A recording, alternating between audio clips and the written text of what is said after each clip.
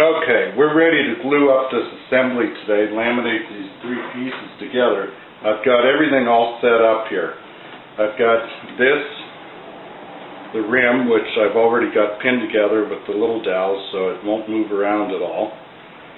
And what we're going to do before we take this apart is mark 3 lines on it. I'm going to use this blue marker here. Doesn't matter what color it is, but 3 lines like that so that you know when you put it back together, that's the way these pieces go. And we have 2 discs like this, one for the bottom and one for the top. They're cut out of melamine and they're just about the size of the rim blank. The one on the bottom, we'll tear off a piece of this wax paper, put it on there to keep the glue from running all over the place.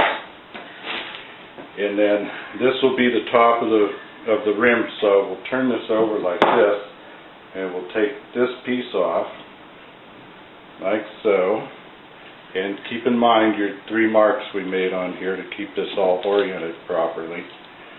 And I've got these little dowel pins here, which I'm just going to put a little dab of glue on these things like this and stick them into this center piece, because that's the part that it's only drilled in 3/8 of an inch. Alright, so they stay in there. And then like that, and then it's time to put the glue on. Okay, we're ready for glue here. I've got everything lined up. I've got my clamps all ready. They're all pre-adjusted so that when we put this all together, there's no monkeying around. It's doweled together so nothing will slide. So we're going to first take this, lay it over like this. Take this piece and put it here. And we're going to glue these 2 sections right now. Put glue on all the surfaces that get glued together. Working quickly as possible.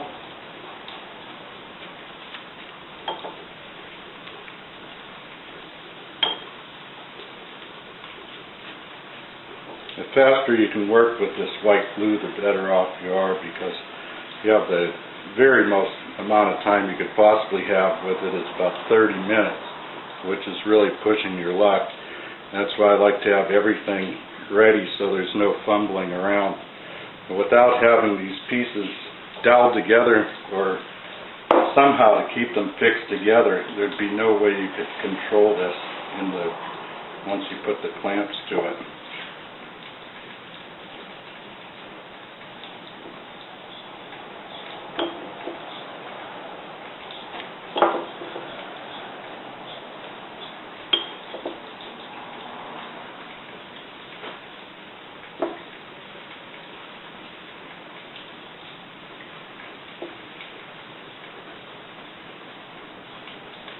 Okay, that one's ready, so we'll separate these 2 like that.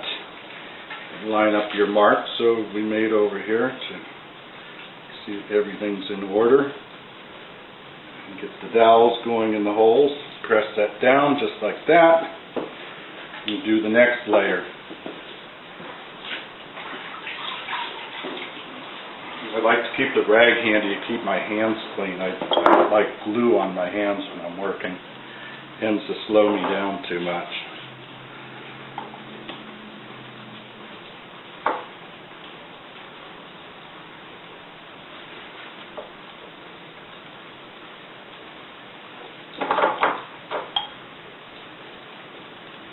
Get plenty of glue on there. You want a good squeeze out when you glue something up like this. And you don't want to over tighten the clamps, because what you'll end up with is glue starved joints, and that's just no good. With the way these are done, everything's flat, everything fits together. I wouldn't say it's perfect because nothing's perfect, but close as I can get. And that way there's no stress in this construction whatsoever, and that's what I strive for in everything I do.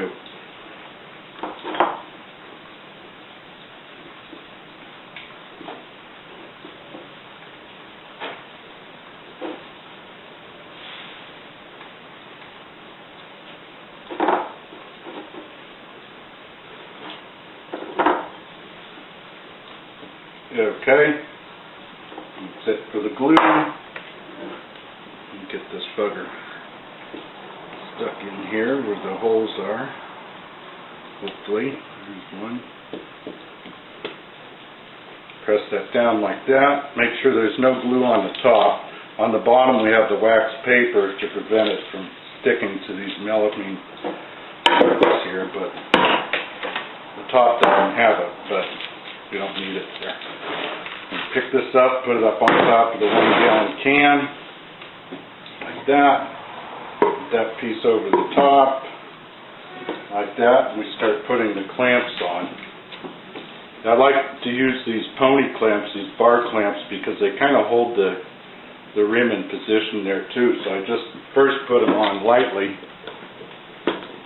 just to get everything balanced out.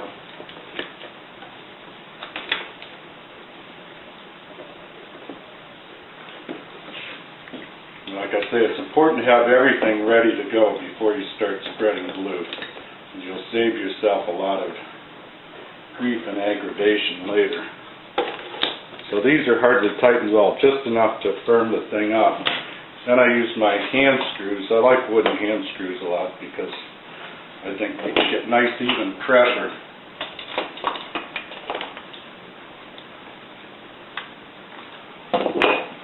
But it's important to keep the jaws parallel. It takes a little knack getting used to them, but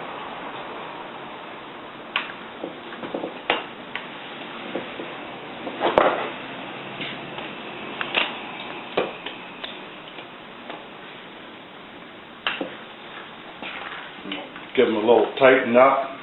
Like I say, I have a good sense when I turn these clamps about how much pressure I'm putting on it. Same with these, the bar clamps.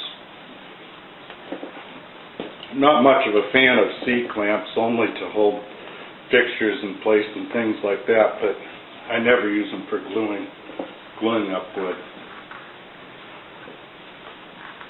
And that is about it.